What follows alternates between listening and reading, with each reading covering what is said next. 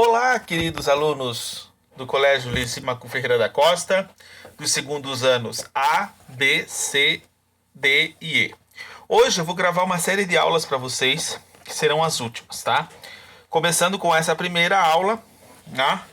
Que vai ser a aula relacionada ao liberalismo, né? Eu vou comentar sobre os conceitos do surgimento do capitalismo, né? E o surgimento do liberalismo, né? A gente sabe que dentro da história, né, a gente conhece de fato, né, a história do capitalismo, né? Ah, a gente sabe que na época da antiguidade, como eu falei nas aulas anteriores, né, em que eu tinha comentado com vocês, nós tínhamos comentado, por exemplo, que todo o regime da antiguidade era baseado na forma econômica da escravidão, né? Depois passou-se a época da servidão na Idade Média, né? E depois, com o surgimento dos governos de estados absolutistas dos reis, né? As grandes navegações, o acúmulo de riqueza, deu o surgimento do que nós chamamos de liberalismo, ou mais precisamente como vocês conhecem, de capitalismo. Tá? Então existem várias teorias sobre o surgimento do capitalismo. Umas o Marx defende de uma forma, o Max Weber defende de outra, né? Mas eu vou falar, digamos assim, no sentido histórico, né? Não no sentido, digamos assim, filosófico, né? Se nós pensarmos no sentido filosófico, cada pensador vai pensar de maneira diferente, tá bom? Então, por exemplo, o liberalismo clássico, no sentido filosófico, né? Surgiu basicamente na Revolução Gloriosa, na Inglaterra, que foi a conquista da burguesia que exigiu do rei a convocação regular do parlamento, sem a qual ele não podia fazer leis ou revogá-las, cobrar impostos ou manter o exercício, né? O chamado habeas corpus, instituído a fim de evitar prisões arbitrárias, impede que qualquer cidadão permaneça preso indefinidamente sem ser acusado diante dos tribunais, a não ser por meio de uma denúncia bem definida. Essa ideia submeteram-se às concepções políticas do século XVII e XVIII, né? Então, nesse período, né, se criou o processo do habeas corpus, né? Que é um processo, de fato, ainda usado pela justiça, né? Para, digamos, libertar pessoas que estão sendo acusadas por algum crime ou por uma situação assim, né? Então, habeas corpus, no latim, significa literalmente possuir seu corpo. Judicialmente, a proteção ao direito de liberdade de locomoção quando ameaçado por autoridade, né? Então, por exemplo, vocês viram lá que nós tivemos nos últimos anos aí, né, muitos políticos presos, né? E muitas pessoas tentando evitar a prisão, né? Então, nós tínhamos, por exemplo, essa ideia, né, relacionada a se evitar. Então eles entravam com habeas corpus para não ser preso, né? É o caso, por exemplo, do processo do Lula, vocês lembram, né? Que quando ele foi preso, né, os advogados lá tentavam a todo momento mandar habeas corpus para o Supremo Tribunal para evitar a prisão dele, né? E de fato acabou não, não dando certo, né? E o próprio ex-presidente acabou sendo preso. Depois ele acabou sendo liberado, né? Porque, como vocês sabem, no Brasil, né, toda pessoa que é punida ou presa por um crime, o cara é condenado, digamos, a 3, 4 anos de prisão, mas ele não cumpre 3, 4 anos de prisão, né? Ele compra 1 ano e meio, né, de pena. O outro ano ele continua condenado, mas ele está em regime semiaberto, né? Dorme na prisão, mas pode trabalhar, pode ir para casa, né? Ou fica, digamos, preso, né? Digamos assim, em casa com a chamada tornozeleira eletrônica, né? Que hoje é um processo muito mais, digamos assim, cômodo para o preso, né? Para o condenado, digamos, a um crime, do que ficar dentro de uma prisão ali, né? No sentido de estar preso ali no meio de todo mundo, né? Eu acho que esse é um processo evolutivo, de uma certa forma, né? Porque a gente sabe como é um sistema carcerário do Brasil, né? É uma coisa totalmente insalubre, é uma situação totalmente contra os direitos humanos. Então, talvez esse processo, digamos, que nós sabemos, conhecemos como uma liberdade, digamos, dentro de um cárcere privado, dentro da sua própria casa, em que o cara não pode sair de casa, né? Ele está condenado à justiça, ele tem uma tornozeleira que ele tem um certo limite para onde ele pode ir, né? Então, de certa forma, é uma forma é uma tecnologia, né, que se dispõe para arbitrar, de uma certa forma, determinados condenados à justiça, num certo sentido. Né? Então, o conceito de liberalismo, na linguagem comum, costuma se chamar de liberal, a pessoa tolerante ou generosa ou qualquer que trabalha por conta própria, como médicos, dentistas, advogados, professores.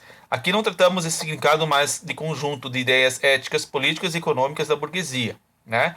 Então, essa ideia, por exemplo, de você chamar de uma vida liberal é a vida que nós vivemos. Nós trabalhamos, nós conquistamos nossos trabalhos, nossos empregos, nossas profissões, né? Temos a nossa casa, temos o nosso carro. Isto é uma vida liberal, né? Nós vivemos num sistema liberal, num sistema capitalista, de fato. Todos nós somos capitalistas. Querendo ou não, nós somos. Porque nós temos uma casa, né?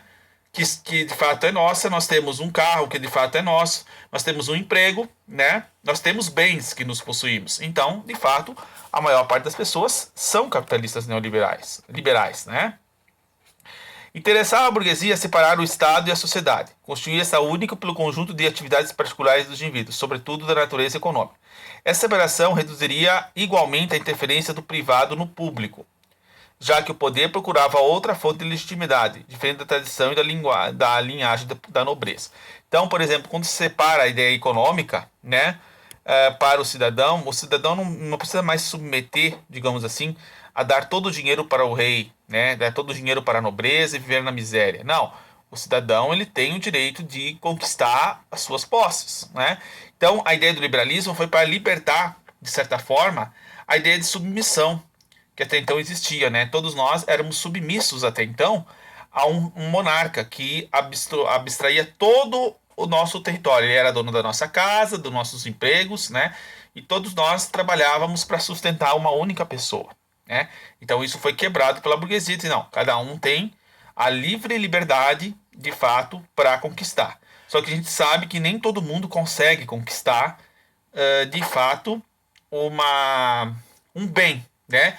As pessoas mais pobres, as pessoas que vivem nas periferias, nos baixos de pobreza, muitas vezes não tem nem sequer uma comida, né? Um arroz, um feijão para botar no prato. Então, de fato, isso não, ele é um sistema injusto porque ele explora, de fato, a grande massa, que são os trabalhadores mais precários, né?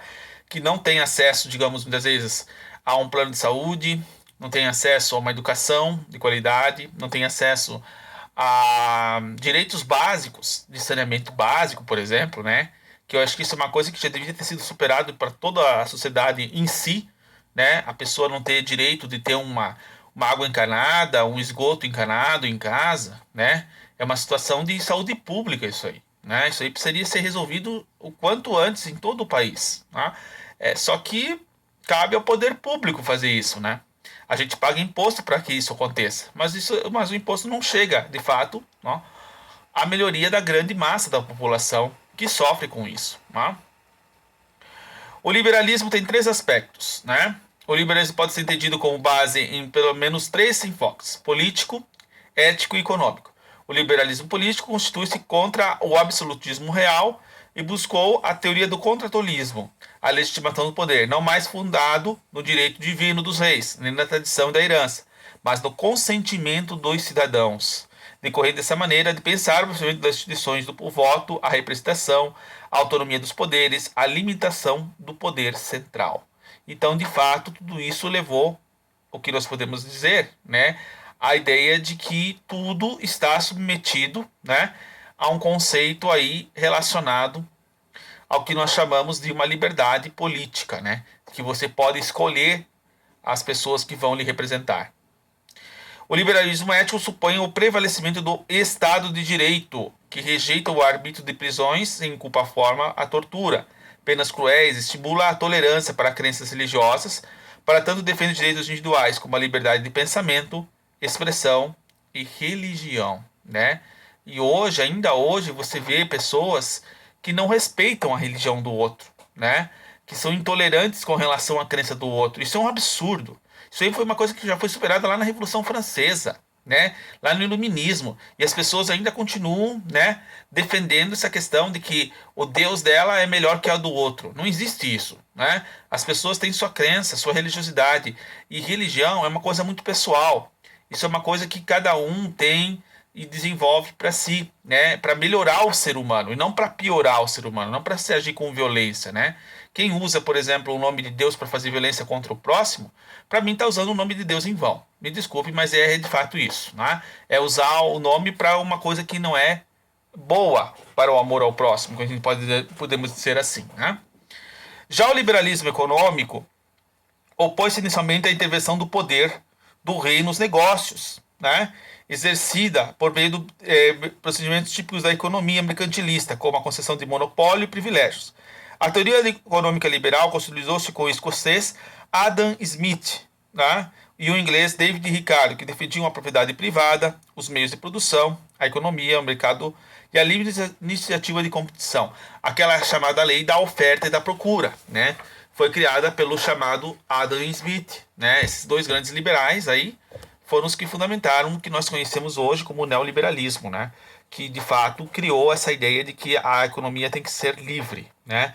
A economia ela funciona na lei do mercado e não mais a lei do Estado. O Estado não pode intervir na economia, né? Então, de fato, hoje, né, o Estado está cada vez mais, digamos assim, tendo essa questão do Estado mínimo, né? Só que mesmo assim, o Estado ele intervém na economia porque ele precisa corrigir inflações, corrigir juros, né? A gente vê isso na política, por exemplo. Eles têm o poder ainda, né, de conter, por exemplo, o aumento do preço de alimentos, né? Apesar de que não se faz muita coisa, né, para se reduzir o desemprego, para se reduzir o preço do alimento, né? Como nós estamos passando no país uma crise profunda na economia, né? Ainda cabe muito ao Estado ainda, né, o direito de intervir sobre essa situação aí, né? Só que eles não fazem porque eles têm aquela lógica ideológica, né, de que o Estado não pode intervir. E isso acaba prejudicando a sociedade, né? Isso de fato é complicado.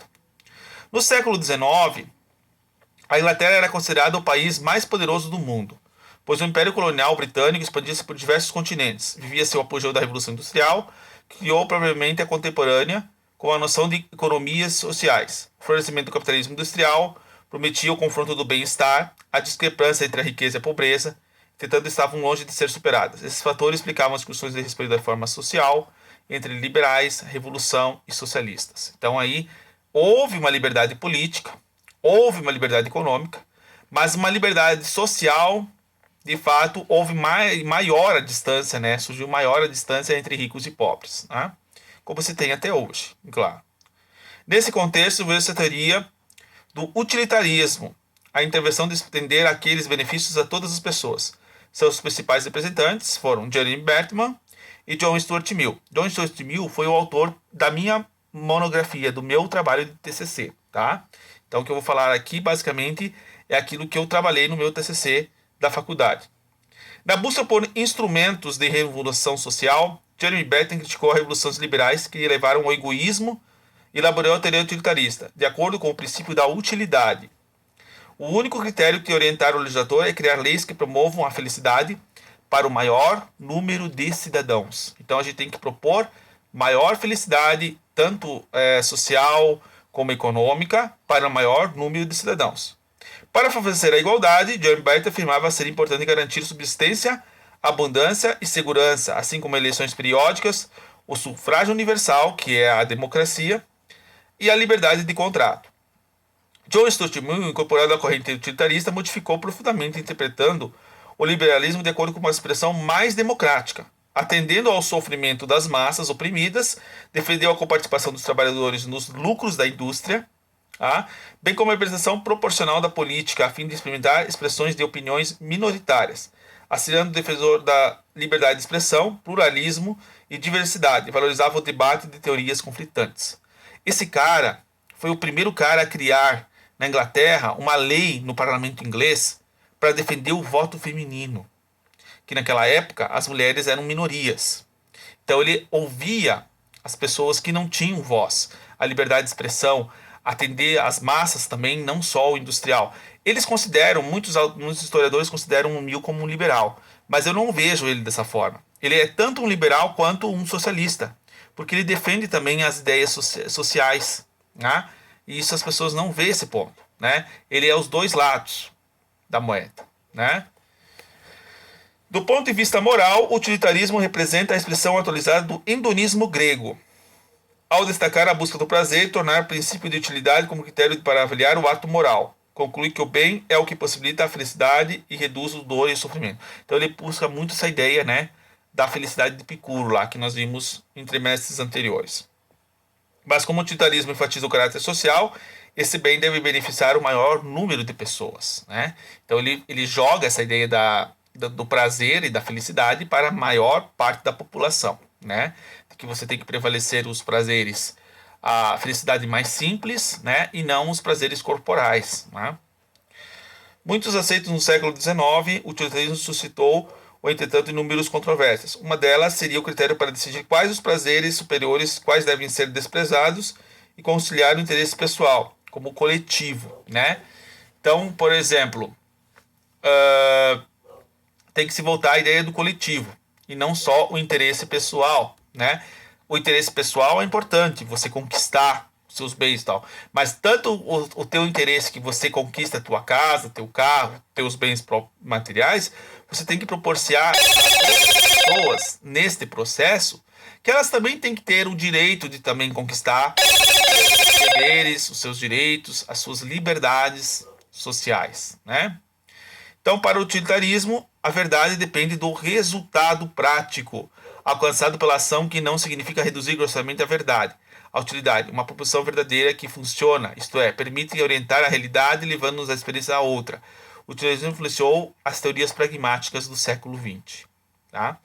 Aí nós vamos ter a revolução em outros países, né? Na França, por exemplo, houve o surgimento da Revolução Francesa com o Iluminismo, porém ela acabou se tornando uma tirania depois. Por quê? Porque depois nós tivemos o governo dos Jacobinos, né, onde houve a instalação da Revolução do Terror, onde milhares de pessoas foram decapitadas, né, no sentido da guilhotina, né, e depois nós tivemos o surgimento do ditador Napoleão Bonaparte, né, o que levou, de certa forma, uma revolução que partiu para golpes em cima de golpes políticos. Então, a França ela começou com a revolução, mas ela acabou se endurecendo depois, nesse sentido, né?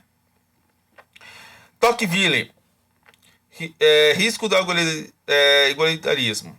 Alex Tocqueville é um estadunidense, né, do norte-americano, aristocrata nascido e conhecido como Montesquieu do século XIX. Analisou a lucidez e contradições de seu tempo. Esteve nos Estados Unidos, onde decolheu as informações da famosa democracia da América.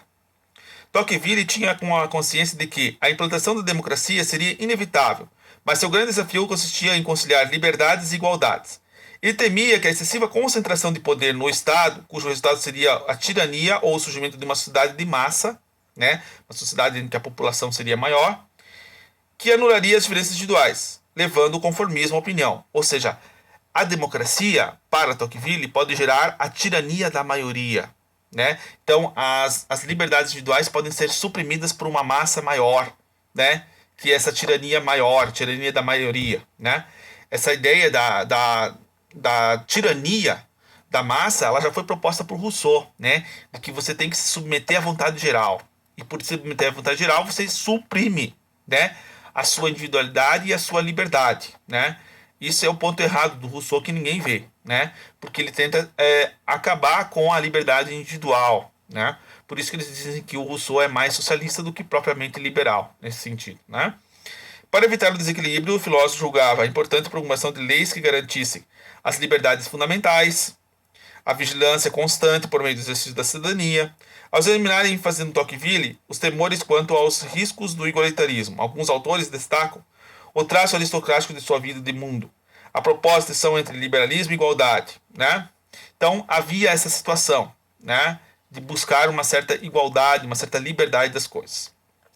E por último nós vamos ter pensadores aí muito importantes nesse sentido, que é o conhecido como Hegel, né? George Wolfgang Hegel, filósofo alemão, acompanhou os acontecimentos que marcaram um ponto de ruptura na história, a derrocada do mundo feudal e o fortalecimento da ordem burguesa. A resolução dessa contradição dialética é apontada por Hegel como uma tarefa da razão. A crítica hegeliana, concepção liberal de que o antecederam, podem ser compreendidas como reportarmos na concepção dialética, na qual resultou um novo conceito de história. O presente é retomado como um resultado de longo dramático processo. Por isso, a história não é simples acumulação e justaposição de fatos, acontecimentos no tempo, mas é o fruto de verdadeiro engendramento de um devir, um motor interno, uma contradição dialética. Então, ele diz que a história é circular, né? Que você tem uma tese, uma antitese e uma síntese. E que existe uma hélice que vai formando essa dialética ao longo da história. Então, primeiro você começa com um governo autoritário, depois você tem um governo democrático, que derruba esse governo autoritário, e por último você tem uma síntese desses dois. Então, ele faz que surge uma junção de duas contradições, vai surgir uma síntese. E dessa síntese pode gerar uma nova teoria, depois uma contraposição dessa teoria, e novamente surgimento de uma síntese. Ou seja, é um triplé, né? Duas contraposições com uma síntese. Depois, duas contraposições com uma síntese. Não sei se isso deu para entender. É o formato de uma hélice, né? Ele coloca que a história ela tem revoluções e que tudo na história é um processo vicioso, um ciclo vicioso, né? Tudo se repete, tudo se volta a ser como era, né? Hoje nós vivemos numa democracia, tá? Nós derrubamos a ditadura militar em 1970. Só que agora nós fizemos uma síntese, né? Nós voltamos a colocar os militares no poder. Por quê? Porque você tinha um governo autoritário militar na ditadura e um governo democrático que surgiu, que foi a contraposição desse governo militar. E agora nós tivemos uma síntese desses dois, né? Um governo república democrático, mas com a junção dos militares novamente no poder, né? Pode ser que daqui a um tempo surja uma outra situação, né? De que superar isso também, né? De uma outra forma, vai se pensar, não, vamos criar uma democracia novamente, vamos criar um governo civil, tirar os militares do poder de novo. Ou seja, é um processo que é circular, de fato, né? E lembrando que, de fato, toda a República Brasileira, né, lá desde 1889, que eu já até comentei com vocês, ela foi criada por uma ditadura militar, né? Quem foi o nosso primeiro presidente do Brasil foi um marechal do exército, Marechal Deodoro da Fonseca, né? Então, foi criado um golpe militar contra o absolutismo de Dom Pedro II, né? E criou-se uma república, né? Só que uma república de oligarquias, não era o povo que escolhia, né? Eram os mais ricos, eram os aristocratas, os donos de terra que subiam ao poder, né? E havia aquela política, né? Que vocês estudaram já em história, no Brasil, a política das oligarquias, a chamada política do café com leite, né? Política de que uma época ia um governador de São Paulo assumiu o poder, depois um governador de Minas. Até que houve uma revolução em 1930, né? Que se quebra essa política de oligarquia e surge uma pessoa que é oligarca, que é um dono de terra, mas que também atendia as massas, né? Que é o famoso Getúlio Vargas. Você já deve ter estudado isso em história e sabe muito bem do que eu estou falando. Ou se vocês vão estudar, vocês vão se lembrar desta aula que eu estou falando aqui agora, né? A concepção hegeliana nega a tese da contratualista, vigente de 2 séculos anteriores, porque o indivíduo não escolhe o Estado, mas é por este constituído. Ou seja, não há como pensar o indivíduo em estado de natureza, porque ele é sempre um indivíduo social. Então ele retoma aquela ideia do Aristóteles. O homem é, por natureza, um animal político. Ele nunca vai ser um homem natural, como defendia Hobbes, como defendia Rousseau, né? Ele vai ser sempre um ser que vive no meio da sociedade, para se tornar, de fato, um ser humano, um homem racional, né? De acordo com a concepção dialética hegeliana, o Estado sintetiza a realidade coletiva, a totalidade dos interesses contraditórios entre os indivíduos. Então, o Estado é a sociedade, para Hegel, né? O Estado é a representação própria de uma sociedade constituída. A família é a síntese dos interesses contraditórios de seus membros. E a sociedade civil é a síntese que supera as divergências entre as diversas famílias. Hegel foi o primeiro a usar a expressão sociedade civil, dando-lhe um sentido novo, que corresponde à esfera intermediária entre a família e o Estado, né? E você sabe que hoje, né, todo o governo brasileiro, ele é um governo de famílias, né? É um governo de uma democracia aristocrata, uma democracia de famílias, né? Onde você tem o seu pai, que foi governador, o seu filho vai ser governador, o seu neto, o seu bisneto, e assim sucessivamente até a eternidade. Ou seja, os políticos que hoje estamos no poder, os seus sobrenomes são sobrenomes vitalícios, né? Sempre governaram desde a colonização, família Collor, família CM, família FHC, família, né, Cavalcante, todos eles sempre tiveram no poder, né? Sempre tiveram no poder. E vão continuar estando. Infelizmente, é um ciclo vicioso, né? Como eu falei do Hegel, é um ciclo vicioso. Sempre continuação de uma hereditariedade. Nunca vai se deixar. Então, de fato, por isso que é importante a democracia, você botar pessoas novas naquele local. Eu sou contra a reeleição. Eu acho que reeleição não é favorável, não é saudável a democracia, né? A gente tem que ter contraposições na democracia, tem que ter duas concorrências dentro do poder. Só uma pessoa se eleger, se reeleger, isso não é saudável. Não é saudável para a democracia, pessoal. Tá? A democracia tem que ser a diferença de ideias, o confronto de ideias. Isso faz com que ela se torne saudável. Esse espaço de lugar das atividades econômicas, portanto, prevalece o interesse privado, sempre antagônicos entre si. Por isso é também um lugar de diferenças sociais, entre ricos e pobres, as rivalidades profissionais entre si. Conforme o ambiente dialético, a esfera da família e da sociedade civil não deve ser entendida como formas anteriores ou exteriores do Estado, pois, na verdade, só existe um que se desenvolve dentro dele. O Estado representa a unidade final, síntese mais perfeita que supera as contradições existentes entre o privado e o público, que opõem os perigos de coletividade. No Estado, cada um tem clara consciência de que agir busca o bem coletivo, sendo por excelência a esfera dos interesses públicos e universais. Então você tem dentro dessa concepção de Estado, né, a junção entre a sociedade civil e as famílias, né? E o Estado representa essas duas contraposições que existem dentro da política, né? Então a gente precisa representar todas as categorias do Estado. Por isso que eu defendo um parlamentarismo, né? Que eu acho que um governo parlamentarista, sem presidente, você escolhe vários membros da coletividade do Estado e esse parlamento representa a democracia, representa o poder do povo, né? E dentro desse representante do povo, você escolhe um primeiro-ministro que vai governar para todas as diversidades que existem ali dentro, de fato. Então você tem essa concepção, só que as pessoas não conseguem entender isso, né? Elas se voltam, digamos, muitas vezes na eleição, naquela ideia do Platão, que eu falei anteriormente, né? Que é a ideia de que você pensa num único cara que vai salvar a humanidade, que tem conhecimento, né? Que é o salvador da pátria, que é o cara que vai, digamos, modificar tudo. Só pensa no representante, só no presidente, só no governador, só numa única pessoa. Mas essa única pessoa, ela não governa sozinha. Porque se ela governa sozinha, ela é tirania, né? Ela precisa governar com um conjunto. E, de fato, uma democracia ela só é favorável quando o conjunto realmente governa junto. E não uma só. Então, de fato, é a coletividade que tem que prevalecer, né? E não a individualidade. Claro que cada um tem seus direitos liberais iguais, de igualdade e direito. Mas você tem que pensar também que este cara que está lá no poder, ele tem que pensar que a maioria também quer, né? Também quer essas liberdades e esses direitos de igualdade e liberdades sociais iguais, certo? Então era isso que eu queria falar com vocês, né? Já está acabando o meu tempo, são quase 30 minutos de vídeo, né? E aqui está sobre concepção liberal, né, do Estado de liberdade. Eu vou postar essa aula, em seguida já vou postar mais uma relacionada ao socialismo. E por último, sobre o neoliberalismo, para nós encerrarmos o conteúdo do ano, tá bom? Um grande abraço a vocês e até a próxima aula.